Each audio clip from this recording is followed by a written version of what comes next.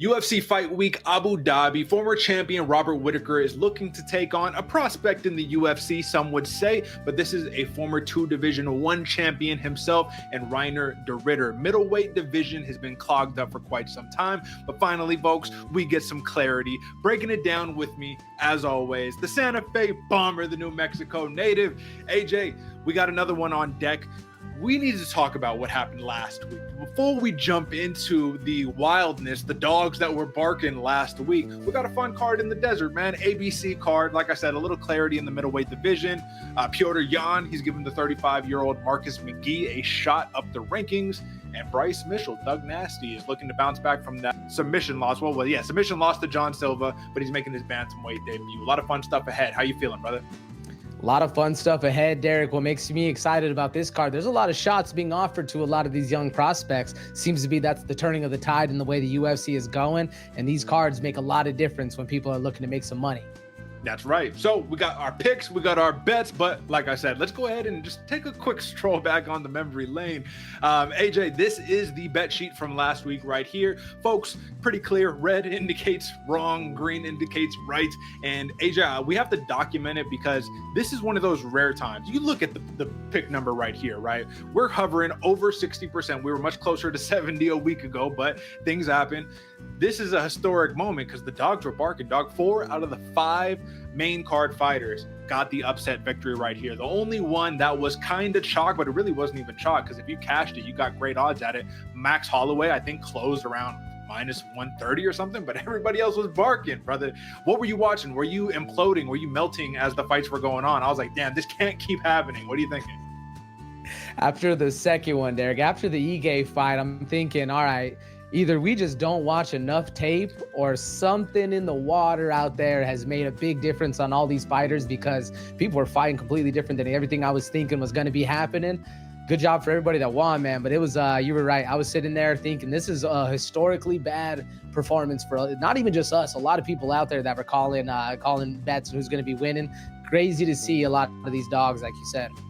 Oh, bro, I was over at the jiu-jitsu gym. All my buddies were talking about my parlay got smashed. You know, they were talking about how if you did parlay together those dog winning fights right there, $100 could have cashed you out like 28 bands or something crazy like that. So people if you came up, show me the ticket. I want to see it first and foremost. But yeah, rough night at the office. So rough. We had to document it. But listen, let's just kind of go fight by fight real quick right here. Not every fight, but the notable ones. Biggest one right here, Max Holloway, he cashed again. I think that we all understood that was pretty much the play. Dustin Poirier said it himself. He was retirement fight. He was 1 foot out the door, but more importantly, he said self-preservation. That last 10 seconds to cement your legacy when Max Holloway points at the ground, he gets hit by 4 or 5 shots, maybe lands one, and then just clinches up and he says, I'm not going out like Justin Gaethje. Did that sour your opinion of this final retirement fight for Dustin Poirier, or is it all understood? A business decision, if you will. Absolutely a business decision, Derek. Don't get me wrong. I would have been jumping and screaming if Poirier would have just stood toe to toe. But at the end of the day, he's a father. He's a husband. Go home, take care of your family, brother. Have a good end of your career. And I respect him for not going toe to toe with Max Holloway. That's fair. That's fair. Yeah, I mean, listen, shout out to the Diamond, a legacy. It was what it was. But yeah, I would have liked if they would have thrown down. And who knows? What if he got that Hail Mary? What if he got the shot? It didn't look like it. All right, man. Other news, Paulo Costa, he looked like the best version that we have seen since pre-Israel Adesanya. That marauder that we had talked about, can he return to form? I don't know what it was, man. He bit on every feint, or Roman Kopylov bit on every feint that Paulo Costa threw his way. He won the rear leg kick battle. I thought in a traditional straight kickboxing match, Kopylov would be a little bit too technical, but Costa brute forced his way through. Is this the beginning of the revamped Secret Juice Paulo Costa? What do you think? Honestly, Derek, I'm kind of hoping so, man. I know previously, I was never the biggest fan of Paulo Costa, but if he keeps showing up like this and doing what he did to Roman Kopylov and is that guy going forward, man, you can't take anything away from him. If he shows up and really has people, I don't want to say he's had Roman Kopylov scared, but he had him nervous about the power and the brutality that was coming down the track. If that could be Paulo Costa's game plan going forward and make that, he's going to be a very exciting person to watch. Dude, I said it too. 10 minutes normally, give or take, is where the cardio kind of runs out for Paulo Costa, but he looked fresh, man. He looked a little tired in the third round, but Kopylov looked demoralized by that point, so it didn't really matter. Kevin Holland has always been a difficult guy to wager on, right? You might win a pick on Kevin Holland, but it's hard to win a bet. And yeah, it just didn't go his way. Daniel Rodriguez was the better boxer right here. Enters the rankings. My question is, are the days of a ranked Kevin Holland over? When I say that, he's always talked about in interviews, he's a prize fighter, not looking to be a championship fighter. He wants the worst dudes in the welterweight division. That's who he wants to fight. Are the ranked days of Kevin Holland over? I think they are, Derek. I definitely see him more as an entertaining fighter, somebody who people just want to watch, no matter who it is, no matter who he's fighting against, whether belts are on the line or not. Kevin Holland's always going to put asses in seats. That's the good news, is that that's a role that the UFC still needs. So not really a loss on paper, but not really a big loss in the span of the career. Pitbull, he does get his first win in the UFC. Biggest note right here, I thought Dan Ige would simply be able to outthrow him, outvolume him. I thought that was the entire game plan. We always knew Pitbull, he's a decorated multiple division champion in Bellator, right? But it looked like the power of Pitbull set up the grappling, which then stifled the offense of Dan Ige. Title run incoming, or are we speaking a little bit too soon for that?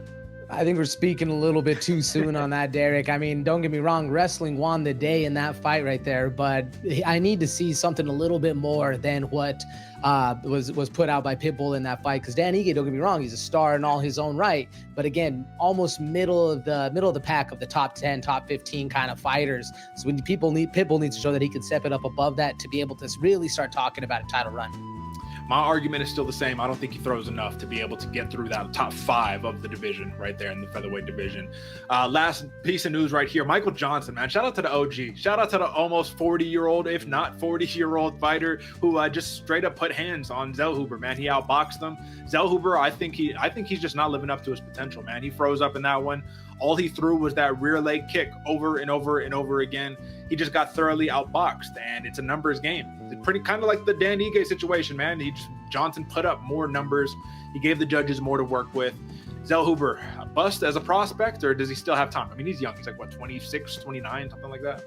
Yeah, I was going to say he's still young in the game, Derek. So I think there's still time, and especially going up against fights like both of these last two, right? Where you're the stud, you're going in, somebody proves you wrong, an up-and-comer first, and then an OG next. You really got to work on who you are as a fighter, and I see a lot of potential in Zellhuber if he can get that dog back in him.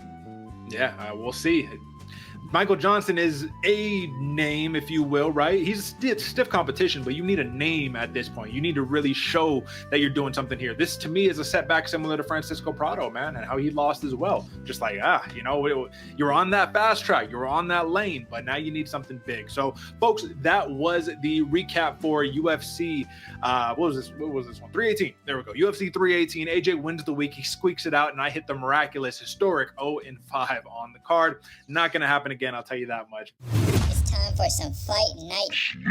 And if you ain't paying attention, you're gonna sleep on me and I'm gonna wake you up. All right, man. Talk to the people, pull up the notes. We got a banger in store right here because I'm actually really excited. When you put this on the sleeper page, I said, the fans are awaiting. You know, I'm a jiu-jitsu guy, and we got a jiu-jitsu world champion on deck. Talk to him, brother. What do you got? Absolutely, Derek. Now, this one's going to be a really fun one, folks. We're going Martin Buday versus Marcus Buchecha. And in the heavyweight division, like Derek said, multiple champ in Brazilian Jiu-Jitsu right here in Buchecha. But I'm going to start off with Buday, right? Because he's been in the UFC since 2022, right? So I'm sure most of you very familiar with him. Solid pressure fighter, nice ground game, looks to smother and beat you up. Not the best nail and needs to have a better stand-up defensive game going forward in his career. And Buchecha, man, he's making his UFC debut, but absolutely dominant in what he does. And that man is jiu-jitsu heavy all day long. Looking to come in, make a statement after leaving the one championship, and extremely dangerous on the ground, but also a powerful striker. This sleeper is really all about Buchecha right here, right? 100% finish rate in his wins. Not your typical lay and pray style of heavyweight. This man looks to get to work, and he's going to be looking to put the work to Buday right here and get a finish. I can see, especially if he does get a fantastic finish, a star-worthy performance in this fight, I can see the UFC really pushing Buchecha going forward in this, especially in an uncertain heavyweight division that we have.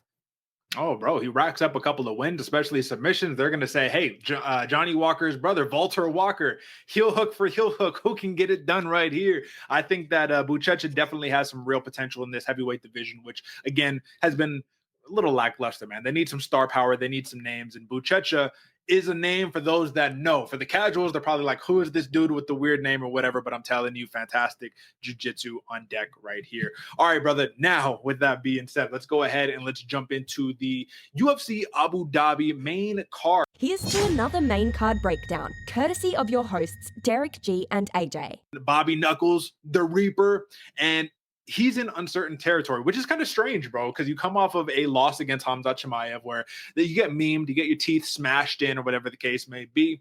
But before that, you beat the test, you passed the test. The other big name that people were saying this might be it for Whittaker. Can he pass the test of Ikram Aliskerov?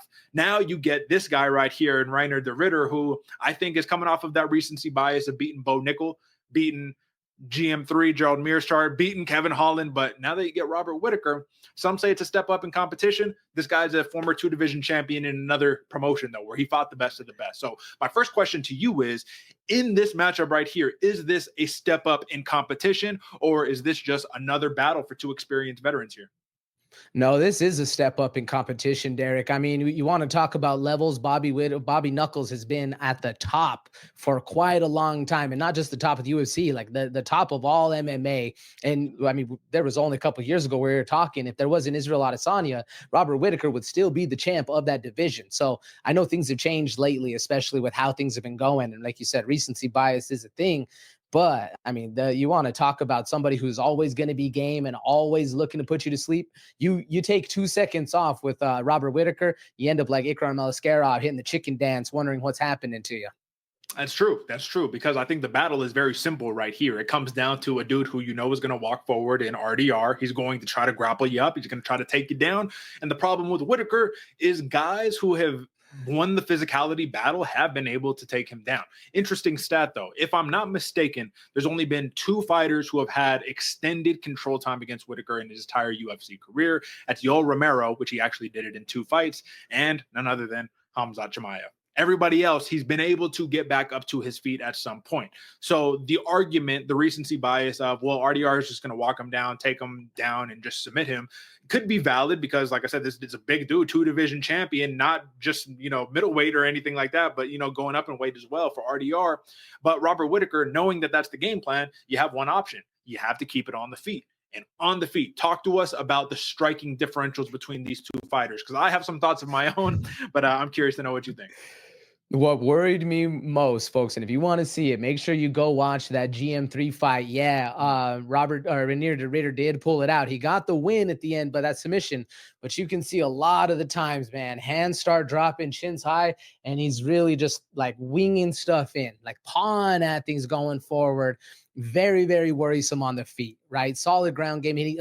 What's worrisome as well is he likes to close the distance, but when he's doing it, man, he is tall, chin high, and just throwing, because all he has to do is get in close, get his hands on you. But man, Robert Whittaker, especially if he is able to evade, throw a duck under left hand over the top, like there's a lot of worry for the Reinier de Ridder corner right here. Yeah, man. When I watch film on this one, I just think RDR is just he's walking through mud when he's throwing, bro. You know what I mean? Like off balance, he's getting pushed around on the feet. And Whittaker with that blitzing style right there, especially against a southpaw, where Robert Whittaker 6-0 versus southpaws in the UFC. I mean, he's been hurt by southpaws, don't get me wrong, but being able to come in and just kind of piece him up, hit him with that vintage right hand with that head kick over the top right there. Yeah, that's if you don't get taken down. That's the problem, though. Whittaker needs open space. RDR needs to close the distance. And the best thing about RDR in his short span in the UFC thus far is if you take a look at the numbers right here, what is it? 79% significant strike accuracy for Reinier de Ridder at 3.25 significant strikes landed per minute, which is kind of a misleading stat because it seems like he's just a big puncher and he throws a lot or whatever. His striking is a means to set up the grappling, which is very effective, especially when he's throwing long teeps, throwing a big shot and then grabbing the clinch and then kind of using not just jiu-jitsu. Because here's my biggest argument right here. As a jiu-jitsu guy, de Ridder his approach to getting the fight to the ground is going to be a little bit different than everybody else. He also, I believe, has a background in judo. So he uses a lot of trips to get fighters to the ground. He doesn't have to come in like Hamzat and shoot a blast double or go in on a single leg. Even though he actually does have like a decent single, he can get the fight to the ground. I just think that from a physicality battle, Whittaker has to, for 25 minutes, you have to stay away from the clinch, from the long limbs of de Ridder, and I just don't know if he's going to be able to do that, even though they're both only 34 years old. Whittaker seems like he has a lot more mileage on him. Would you agree? Yeah, he absolutely has more mileage on him, especially big time fights with really, really impactful situations, right? We've seen Robert Whittaker throughout his entire career really have to deal with a lot of adversity. But I mean, no, it's good. This is going to be the fight to really prove if de Ridder is up to the challenge, man. Because yeah, like you said, double champ in other division or other organizations. Yeah. Still, though, like this is a whole nother situation. And I agree with you. I do know, like you hit the nail on the head, Derek. One has to close distance, the other one has to stay away. I'm worried about that exact intermediary because more often than not, Robert Whittaker has the tools to get past those little bits of flaws. We haven't seen that yet with de Ridder. Yeah. I mean, let's talk about the danger zones right here, and then we can talk about the money, of course. So danger zone right here for de Ridder is going to be the extending boxing range trades, right? Like de Ridder, on one hand, he can be at open distance and he can be just fine. He has hands too, man. He could throw. Don't get me wrong. He has power. It's just slow getting there, you know what I mean? But he can throw, he could chop up the legs, he can do all that stuff.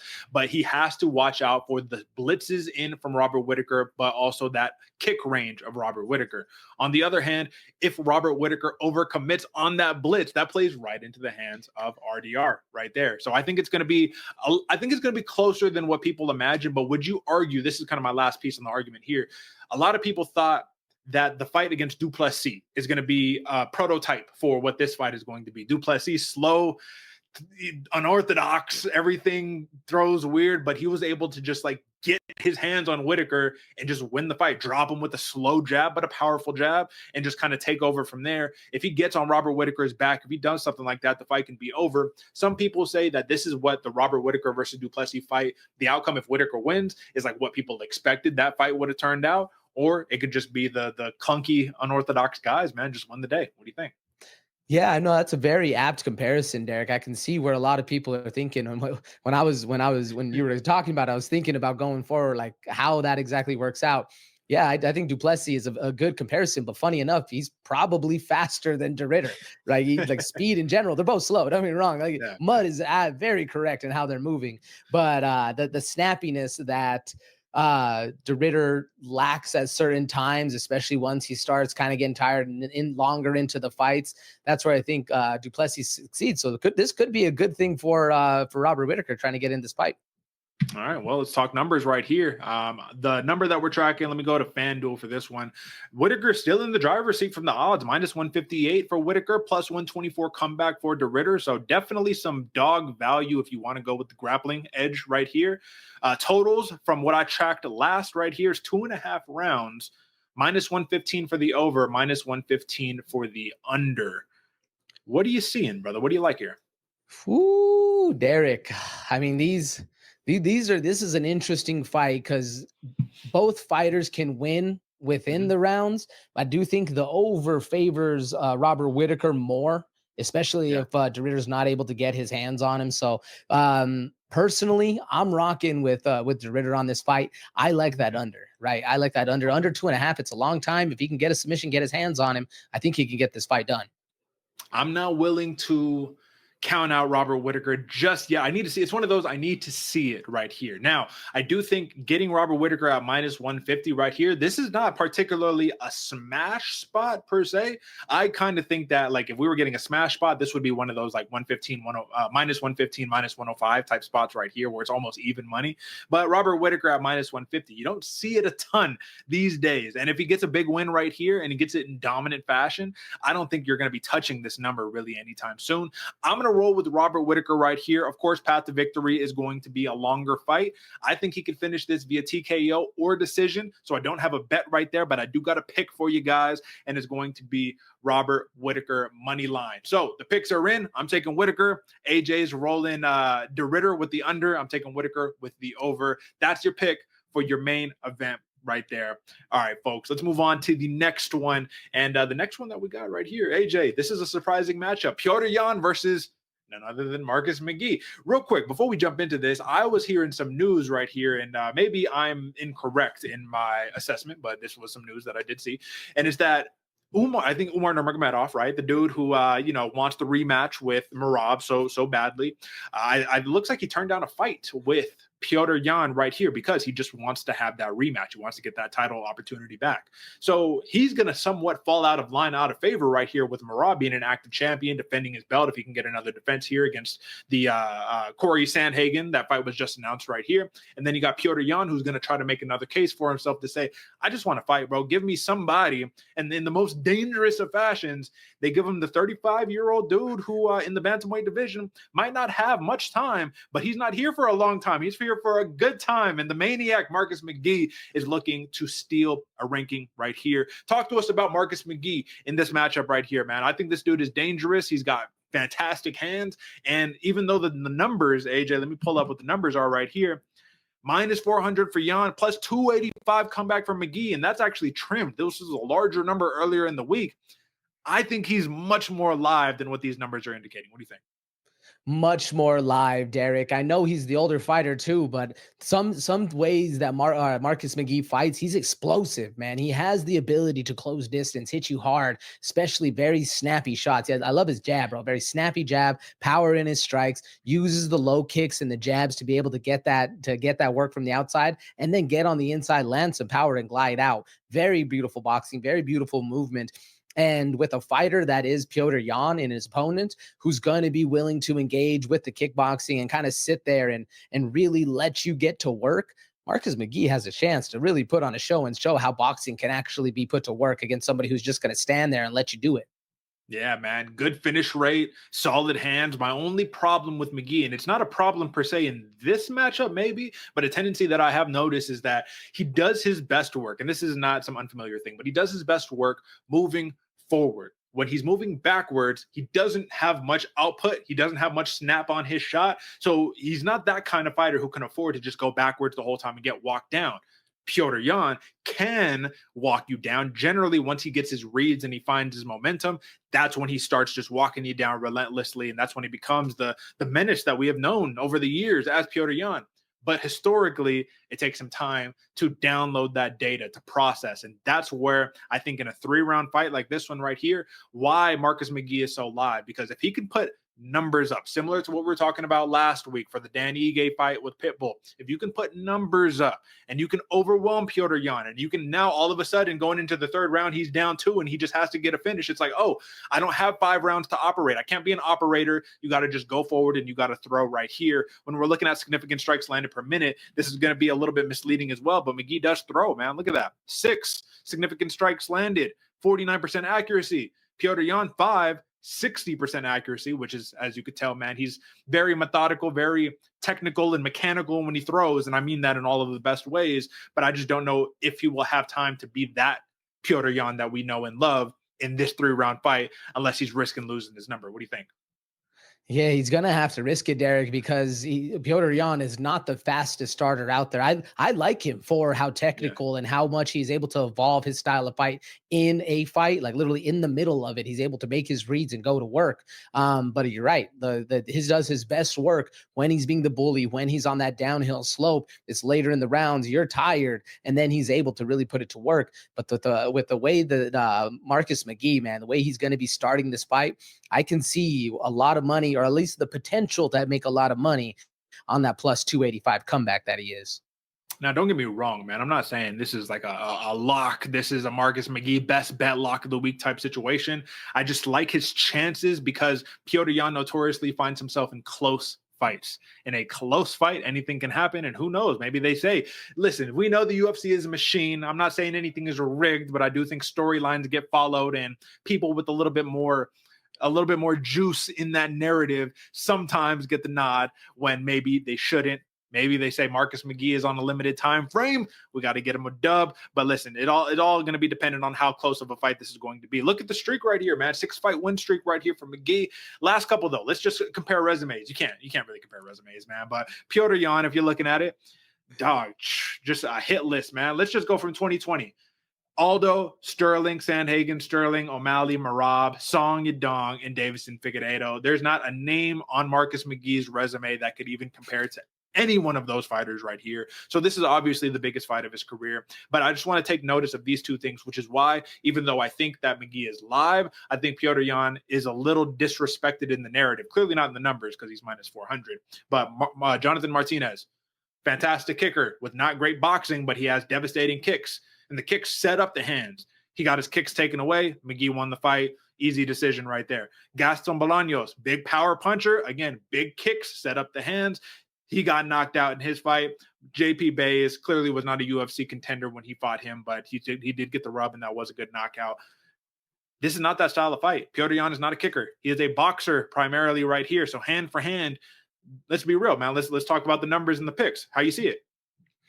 Hand for hand, Derek, I see Petr Yan winning the majority of the outcomes, right, of the exchanges. Right? I do see Marcus McGhee hitting up, touching him up a couple times, but how Petr Yan fights and how mean he is in the cage, it's another style of animal in there who's really able to put together the ones and twos, and he does it better, if not almost better than every single person that enters the octagon with him. So I see Petr Yan winning 8 out of the 10 every time they exchange, and I think he can walk away with this fight in a multitude of different facets.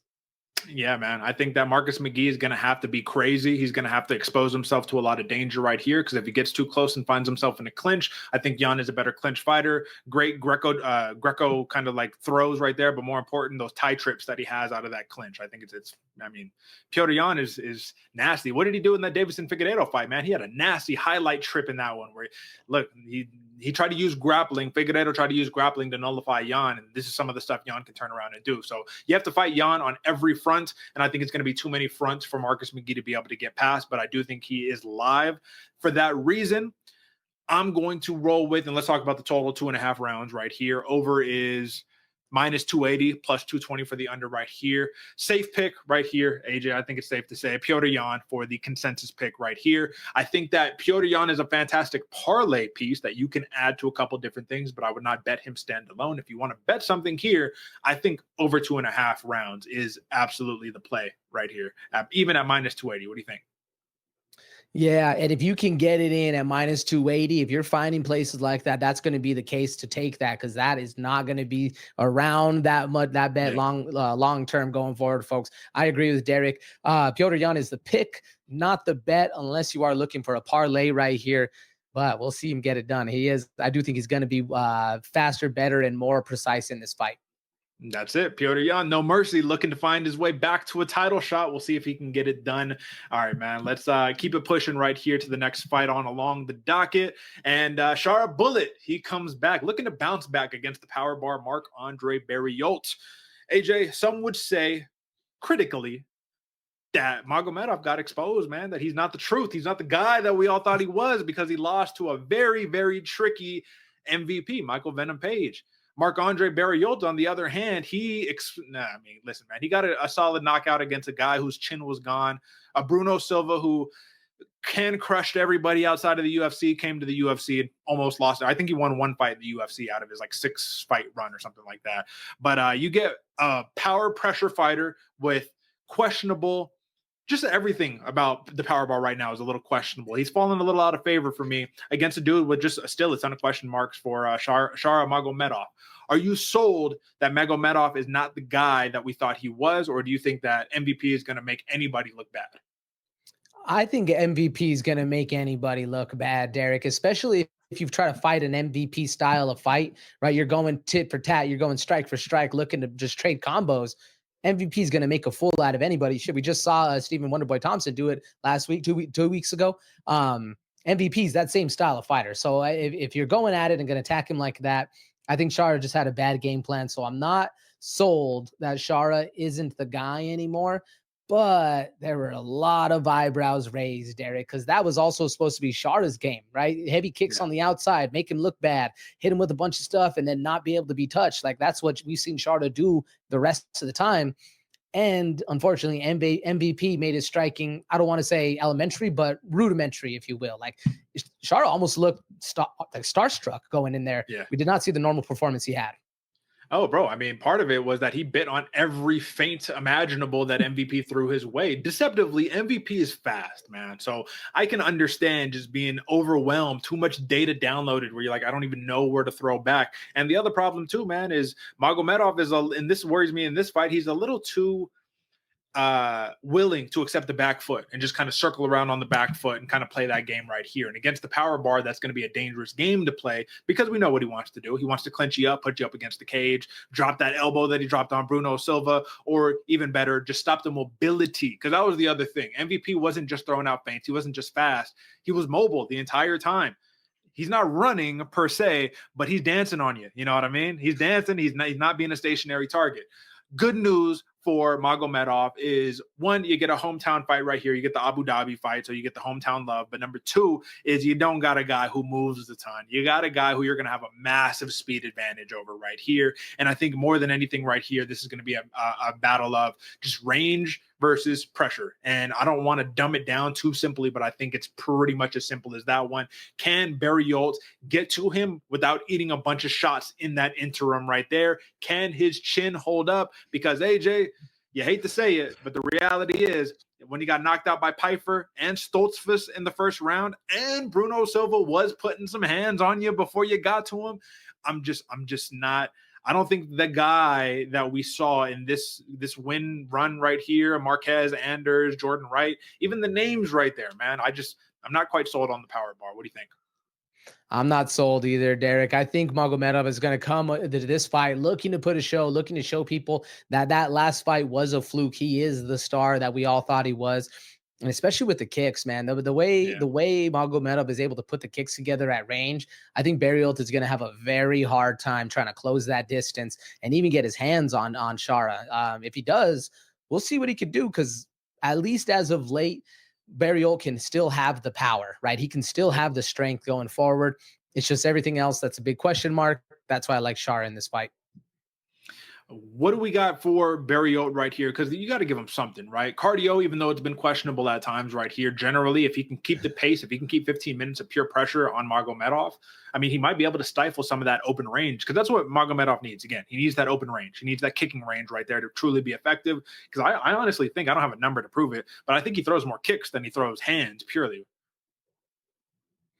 I would not be surprised by that at all, Derek. That wouldn't be a shocking stat, especially because Magomedov, that is his best aspect of how he likes to approach fights. But yeah, I mean, if we want to give something to Barriault right here, if Barriault is able to crush that distance and just smother Magomedov, whether it's on the cage or whether it's on the ground, and just nullify the movement, I think that's going to put a big damper on the Magomedov spirit, especially because in the last fight that he lost, right? It was a technical battle that you weren't able to outshine yourself on. Now you just get drug around for 15 minutes and beat up. Those are two significantly different losses, but also have a horrible outcome. So this could, I mean, if Barriault can do it, man, that would be a hell of a notch on his resume. That's right. All right, folks. Well, hey, listen, I tried to show a little bit of love right here to the underdog, but he is a plus 440 dog right here, minus 700 for Charles Magomedov. And our job is to give you guys some value right here. So at the end of the day, again, this is not a guy that I would bet on right here. I wouldn't even say this is a good parlay piece, because it's going to drag down your parlay, minus 700. That's a square if I have seen one. But I do think that for the pick, you got to go Char Bullet until he proves you're wrong against a guy like Barriault. Not like MVP, but like Barriault.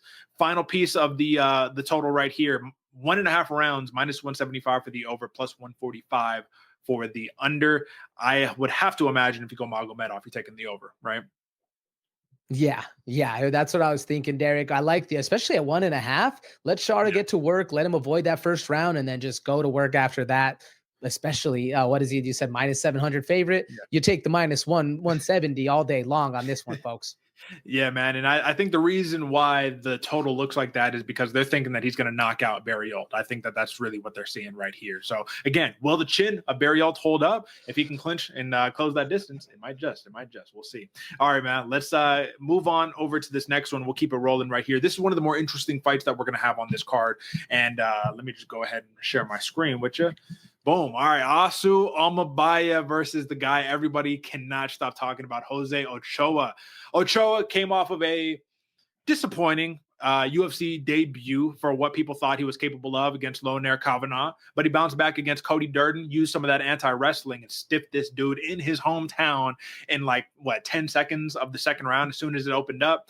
You got a dude smiling at you. Oh, let's do that. Next thing you know, this dude's flatlined unconscious. That's the power Ochoa has at 125 pounds. Now, Asu Almabayev, I think, is partially the line has switched a little bit, but I think that he's getting disregarded a little bit because of recency bias, man. Manel Cop finger poked him, eye poked him, whatever, 3 times, got the knockout, whatever. He styled on him. He was faster. He was able to use his anti-wrestling, man. He looked good. But coming off of that loss right here, people are saying Ochoa has massive hands.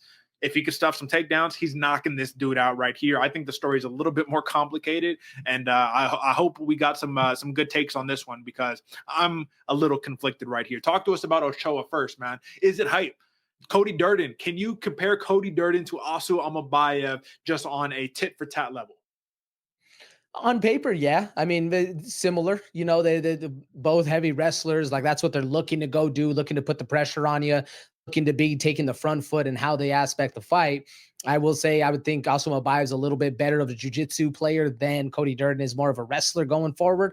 But still kind of in the same realm, at least. One thing I like about Ochoa, and one thing that also worries me on that same aspect, is this dude, he's explosive, loves to throw that jumping switch front kick, and all you need is one misplaced kick or one non-mass kick with the hands, right? You just throw a naked leg kick out there. Asu Almabayev, he's going to get to those hips. He's going to be taking you down, and that's one thing that worries me right here. I want to see how Ochoa, as fantastic of a striker he is, how does he handle being on the back foot with consistent pressure that Almabayev is going to put on him? Well, I mean, that's kind of what I'm saying right here, man. And I'm going to push back. I do not think you can compare Cody Durden to Asu Almabayev. Look at this hit list that Almabayev was running through right here. Let's not forget, Almabayev has how many total? 24 total fights right here. Racked up a fantastic win streak. I think he was on a 18 fight win streak or something like that. Something ridiculous. You know what I mean? Yeah, because he's 21-3, 18 fight win streak before he lost to Manel Cop. And then you lose the fight, whatever, right? Cody Durden has always been a hit or miss type of guy, right? You win some, you lose some, you win some that maybe people didn't think, you lose some that people did think or whatever. But I think when it comes down to it, Almabayev is a guy where he can win the boring way that nobody wants to see you win, where he just grinds it out, racks up control time. Not serious, racks up control time, grinds it out, man. And as you said, one overextension, one wrong move from Jose Ochoa. If you can't get back up to your feet, this could be a very easy fight for Almabayev to win, which is why when I was originally looking at this line right here, bro, this was, I think it was like minus 115 Ochoa, minus 105 Almabayev. Almabayev was like a slight dog. Money is shifting over because I think people are understanding the recency bias, but nonetheless, that doesn't take away from what I watched on film. And that is Almabayev, you get him on the back foot. If you can't get that takedown, man, all it takes is one from Ochoa. That's literally all it takes. So that's where my heart starts beating when you start watching and you're pounding and you're like, yo, dog, you just got to get to the hips. And nobody wants to bet on a fighter who is like desperation shooting.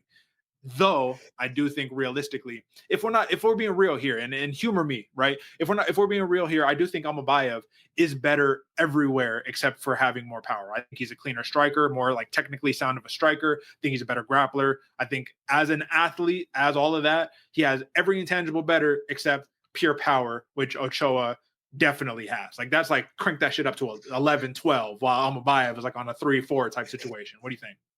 Yeah, I'd agree with you, Derek. And one thing I like most about Almabayev is he keeps the pressure on always. He never backs. Like, even if you're able to get him on his back foot, he's still going to try to keep the pressure on you. He's not the best nail. He's way better of a hammer. But, man, if you let Almabayev get to work, he will not let you breathe. He's not going to give you the space that a fighter like a Jose Ochoa needs to be able to do his best work. So there's a lot of intangibles right here in the mix-up of how things are going to be able to get going. And if Jose Ochoa has space, going to be a great night. If Almabayev is able to close that space, we're going to be able to see how the young man in Ochoa is tested and how he's able to move forward in the UFC. To be fair, I mean, when Cody Durden took Ochoa down, which that's the other thing too, is that the takedowns come a little bit too easy for my liking, but he was able to get back up to his feet. So you got to give him credit there. You got back up against Cody Durden, like respect. The problem is the mat returns, and it's going to be a lot of them right there. I anticipate if he cannot stave it off with power. But aside from that, man, we got to talk numbers, because this is one of those ones where you can make some money right here, man. Total 2.5 rounds, -185 for the over, +155 for the under. I would like to assume that the over favors Almabayev and the under definitely favors Ochoa right here, because I think if you're going Ochoa, you're looking at a knockout. I don't really see a world where he wins a decision against the style of fighter that Almabayev is. Yeah, I'm with you. That if you're betting on Ochoa right here, you're either money line or knockout all day long. I mean, even 2.5 at plus money. If you're an Ochoa better, that makes a ton of sense right here. It's going to be the best money you're going to get on any of his props, because I believe his KO prop. Let me look real quick. Take a look. Yeah, well, plus 350 for Ochoa on a KO prop. I mean, there's some juice to be made, especially if you're confident betting one way or the other. Although Almabayev does have more juice on his side, because I mean 650 on submission, Almabayev plus 160 on points, so the over does lean towards Almabayev. And that number has drastically crunched down. It was plus 200 when I was writing up my notes for this one. So to go plus 160 on Almabayev for a decision, I really, really like that play right here. But I think the reality is, if you want the safest bet, because Almabayev does have 9 submissions as well, you would have to go money line on either one of these fighters, really. I think you'd be in the best boat right there. So yeah, let's go ahead and let's give the picks on this one, man. This is going to be a contested pick, but yeah, I'm going to rock with Almabayev right here, pure money line. AJ, you're rocking Ochoa. You're rocking with the youth and the hype that the prospect is. Just tell us real quick, man, what does an Ochoa win do right here? I think this breathes real life into the flyweight division if he can get a win here. Especially if he gets a performance win, Derek. He hits him with a switching kick, knocks him out. We're going to see Ochoa's name really, really fast within 2 fights up there with the big dogs. So this fight could shake up a lot, especially for a fighter in Almabayev who did have that 18-fight win streak. You come in here, you take all that thunder. This is a huge fight. That's it. He's big too, big, strong, not super fast, but he does have that one other move that I forgot, man. When you crunch too close in distance, he throws it a lot. That spinning elbow, you got to watch out for that one, because he could definitely stun him with that one. All right, man. Let's roll on over to what is the opening bout. All right, man. Nikita Krylov, bro, he gets another opportunity right here against Bogdan Guskov after getting knocked silly by Dominic Reyes, where he was a pretty big favorite, man. That was a big fight for Reyes. Reyes needed that one, but that was a good one. The problem is Nikita Krylov, the guy who, if you look at the resume, man, look at all the good wins, look at all the losses as well.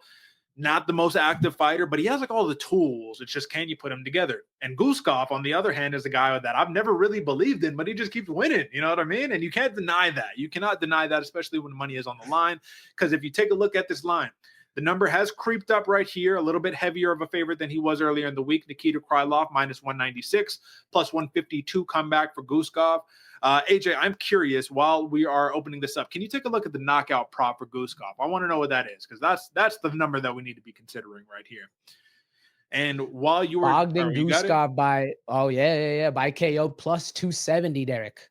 Oh, okay. Yeah, people would need to consider that. Now, don't get me wrong, submission can be up there as well, but 14 knockouts by Guskov, I think it's pretty clear. You need to be considering that number. AJ, what do you like about Guskov? What does he bring to the table that can deter a Nikita Krylov? Ooh, Derek, one thing I like about Guskov is he's going to walk you down, make you react, right? He has a very intimidating presence in the ring where he's a dominating figure in there. So he's going to be putting the pressure on you, getting you to flinch. As you overextend, that's when he crashes in and looks to dominate, man. And if you are scared or intimidated of how Guskov fights, he's going to be putting that work to you.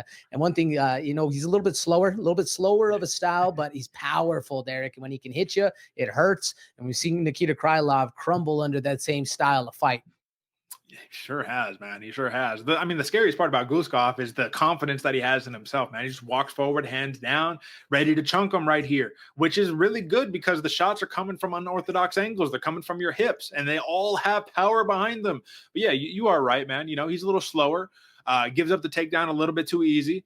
Every fighter that he's fought that has like a real grappling edge has pretty much been able to take him down. I'm going to rule out the Ryan Spann fight because Ryan Spann at 205 just wasn't the guy that we thought. He showed flashes, but clearly there's like a mental block going on that's not allowing him to unlock all of his potential right here. So when we take a look at the Bogdan Guskov, which is what I was taking a really good look at it before we hopped on here today. Volkan Oezdemir, right? Took him down, submitted him.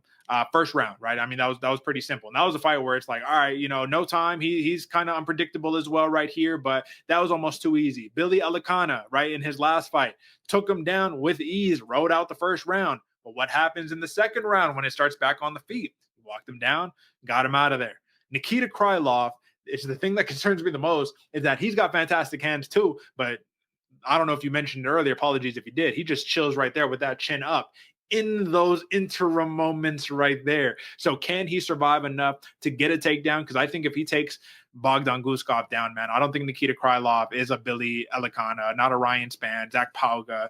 I think if Volkan Ozdemir can take you down in submission, Nikita Krylov can do nasty, terrible things to you as well. What do you think?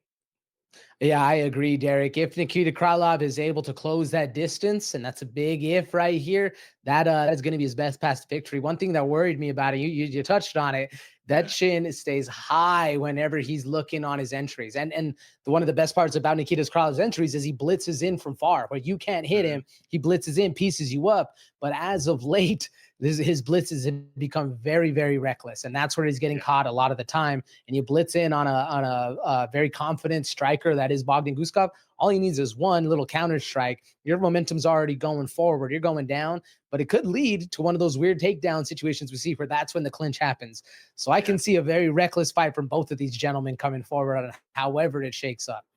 And this is where the money comes in here, folks, because the total 1.5 rounds plus 128 for the over, minus 158 for the under. At the end of the day, man, these are killer be killed fighters, right? Like, I think it's easy to respect that. So even though Nikita Krylov has a path where he could grind it out and win a boring decision, that's not how Nikita Krylov fights, right? Bogdan Guskov, if the shot is there, he's going to put your lights out. I think this one ends early, man. And I think it ends in a finish. I'm just not particularly sure what kind of finish right here. So if you are conflicted and you don't know what side to bet on, I think even at minus money, minus 158, would you go under 1.5? I would. That's good money for especially this style of fight, because I agree with you. I think the fight's going to end early. Who's going to get it done and how? Even the odds makers are a little confused right here. I mean, the best odds for both sides: Nikita Krylov by submission plus 220. Guskov by KO plus 270. And it's funny is Nikita has the exact same KO odd right there. So the odds makers are a little twisted up that it makes the most sense to be looking at that under, because I think this fight's going to end very quickly. Yeah. And I mean, another slight crunch right here. Plus 225 was the sub prop for Krylov when I looked at it a little bit earlier. So if you're siding with Krylov, submission would not be a bad way to go about it. Of course, you go knockout if you're rolling with Guskov right here. Another one that I would not throw in a parlay right here. This could really be a toss-up, can go either way. But another one that we are conflicted on right here. So again, I'm rocking with Nikita Krylov here. AJ, Bogdan Guskov. And folks, that is your main card breakdown for UFC Abu Dhabi. Let's not forget, this is an early morning card, depending on where you are at in the world. For us West Coasters, going to be early. AJ, should be like a noon card for you. Is that right? Yeah, about that time. I think it's like a 10 a.m. maybe, but we'll see. Fair. All right, man. Well, let's go ahead and let's pull up the next section of the program. Folks, we want to be very clear right here. We tell you, these are our picks. We'll give you the ones that we say these are the bets. We'll give you the picks where there are no bet on it. But this portion of the program right here are for our best bets. This is the accuracy rating right here. This is where we say if we got one play for you, where you hit up your buddy and you say, hey, bro, listen, Abu Dhabi card, I need some action here. I want to feel alive. You know what I mean? Give me the play. I want to make some money. This is your play right here. AJ, you go ahead and run it first, brother. Talk to the people. What do you got right here? We're rocking with Muslim Salikov versus Carlos Leal over 1.5, folks. It's minus 145, so still some good value right here. And you have a very technical striker in Salikov who's going to be looking to take a patient approach against the very dangerous striker that is Leal. And if you've seen Leal, you know he has crazy power, but the Salikov technique is going to be the biggest challenge for Leal to actually get past, right? These two things in combination, you put them together, you're looking for a longer fight, similar to Leal versus Fakhretdinov. And man, you look at it, like there's a lot of finishes for both of them, but Leal does have a lot of losses by decision. Both of them, they have a KO in their last fight, but I think they're still going to be looking to try and find the way to best each other in those early rounds, leading to over 1.5 right here. All right, so the official play right here is what do we got? Yeah, over 1.5 minus 145 on that one, folks. I mean, listen, take the money when the money is there, people. I got a good one for you too, though, man. Let me go ahead. Let me move mine on over. This is going to be some finishers right here. Aslan, versus Billy Alakana. So we just talked about Billy Alakana before. He's a grappler. Islam, he's a finisher. I'm going to make this incredibly simple for you right here. Aslan, this is really more of an Aslan pick more than anything else. Absolutely a finisher, a killer be killed again. I don't want to reuse that verbiage, but I think it's very apt right here. 8 of his 9 fights have ended before a minute 30 in the second round of the fight right here. Alakana has been stopped in both of his pro losses right here.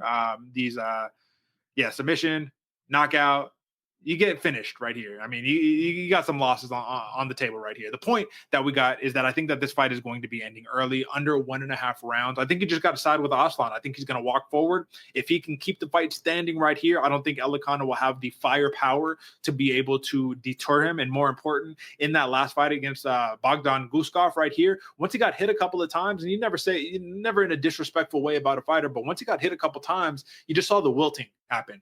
You saw there wasn't that get back. It was just, all right, I'm going to sit down and I'm just going to accept my fate right here. So I think Aslan is a front runner, and I think you gotta bet on that one right there. So my pick right here, under 1.5 rounds, minus 115. It was minus 115 for the under and the over. So as you can see right here, you're going to get some good odds. That is the best bet portion of the program. All right, AJ, let's move on over to the next section, which is going to be very important for us to talk about, because this is about the future of the UFC company right here. And I don't want to be dramatic. Really, this is a narrative. The heavyweight championship has no longer been held up. Tom Aspinall finally gets to take this division in a direction where we can at least get a little bit of hype behind it. You remember the days, AJ, where the heavyweight champion was the biggest figure in the world, right? In boxing, the heavyweight champ was the star. In the UFC, you would have the biggest stars of the day. Those were the heavyweights. Today, the heavyweights feel like a forgotten band of just old fat dudes who nobody cares about. But Tom Aspinall has an opportunity to change that. The only problem here, and this is your live reaction right here, Tom Aspinall's first title defense is coming against none other than Bon Gamin, Cyril Gane, bro. Listen, all love. He was the phenom. He was the guy. I got a poster over there with him when he fought Ngannou, when everybody thought that Gane was going to be this new revolutionary fighter, when he kind of kicked off the hybrid style of heavyweight that has now even gone more hybrid than Cyril Gane is. But the point is, this is his third crack at heavyweight gold. Hasn't got a win yet. Last fight, a lot of people would say robbery, even though I bet on Cyril Gane, so I'll take the win where the win is. But a lot of people say that Volkov won that fight. What do you think about him getting the shot at Tom Aspinall, and how much of a legacy play is in danger? Because everyone is saying if Tom Aspinall loses, John Jones is taking victory laps all day. Be like, oh, that's the guy you wanted me to fight? Come on, duck allegations. What do you got? I was shocked, Derek. Shocked when it was Cyril Gane, because I was like, man, are we back in 2023? Is this the guy again? Like, where in the timeline did we go, stray afar? Because I definitely did not. I mean, and to be completely fair, there's not really much people that are clamoring for any heavyweight to go and fight Tom Aspinall besides John Jones. So I can see why they made it, and I can see that styles really make things. But it kind of came out of left field for me, Derek. I think there's a lot of other people that I would have put in front of Cyril Gane for sure. Yeah, man. And I'm going to pull up Tom Aspinall's page really quickly here in a second, just so we can kind of get an idea of, like what this timeline is looking like. But here's the thing, bro. This dude, Tom Aspinall, went from potentially fighting John Jones, right? The GOAT, who's now somehow out of retirement because he wants to do this White House card, which I still don't think is happening. That was what, last week or a couple of weeks ago where we talked about it. I still don't think it's happening. They're talking about it like it will happen. We'll see. Dana White even said, John Jones, bro, like we can't even have you headline a situation like this, bro. You're not reliable enough. And anyways, Tom Aspinall, though, right? Like, I want to know what's the danger levels right here, because it's underwhelming title defense, to be honest. There's not really a guy personally that I think really deserves it right now. So I guess Cyril Gane is the guy, if anything. But like, if Cyril Gane does win, does it set the heavyweight division even back further? Because he's already got losses against some of these dudes. We've already seen that if there's a guy that Tom Aspinall should fight, realistically, it's not going to happen. It needs to be Francis Ngannou. I think that's the only way that you can have like a forward trajectory in this heavyweight division. Otherwise, is there anybody, except for the one guy that is clamoring for it, Jelton Almeida, who's nobody giving an opportunity to, is there anybody who actually deserves a shot here?